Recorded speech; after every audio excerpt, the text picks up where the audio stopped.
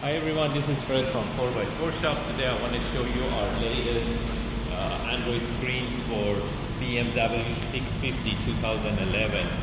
And we installed the Pro Plus. Customer came all the way from Pennsylvania, the United States. We installed our latest slim screen, 12.3 inch. You can see the edges, how slim is the screen, and also there is spots to put the SIM card and also the SD card inside the unit. It's very easy and easy access. Technically it retains all the factory functions. You can use the touch screen, or you can use the iDrive knob to navigate the screen, and you can go back to the factory iDrive system and you can check whatever you used to check, same way as before.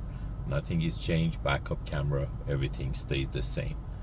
By holding the menu button for long or touch the screen, it goes to the aftermarket mode. On Pro Plus we have the new dashboard. That's how it looks like, with the RPM and basically speedometer. And this customer, as I said, it came from States, so it shows in gal and also miles per hour. And you can do wireless Apple CarPlay, wireless Android Auto. Right now I'm doing wireless Apple CarPlay.